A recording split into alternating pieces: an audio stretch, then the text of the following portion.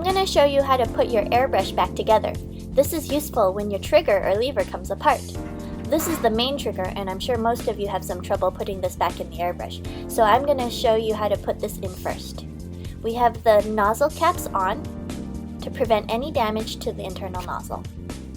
This is your main trigger, and we're going to attach this first. On the bottom of the trigger is the dangly gold shift pin, and what we want to do is insert it in the airbrush gun directly above the hose connector. I'm going to take this off to show you where it needs to go.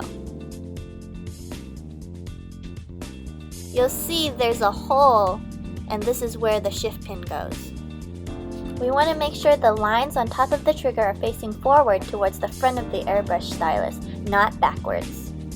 So, forward facing the cup of the airbrush. The gold shift pin needs to go in this hole. So, we're going to go ahead and put it directly above it and then push down. Now, to make sure you've done this correctly, you flip it over and you should be able to see the gold shift pin from the bottom.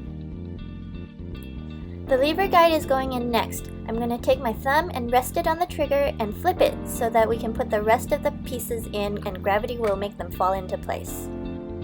We're going to pick up the lever guide by the thin tail. This is how it's going to sit inside your airbrush. The thin tail needs to be bending forward, almost like it's scooping up the trigger. We're going to turn it and lay it right behind the trigger. The thin tail should be bending towards the front of the airbrush. And as you can see, the lever guide is resting directly above the main trigger. The next piece is the needle guide. The larger end drops down like this. We're going to put the spring directly on top, then take your spring case wider end first, and this is what's going to lock down the spring. And we're going to turn it all the way until it's tight. The needle goes in next, pointy end first, and we're going to push it in all the way until it stops. Gently tap on the end to make sure the needle is pushed in all the way. Next, take the chucking nut and screw it on to lock the needle in place. You really want to make sure the chucking nut is screwed on nice and tight. Your hose connector goes on next. Also screw it on nice and tight. And last, the gray handle is screwed on to complete the process.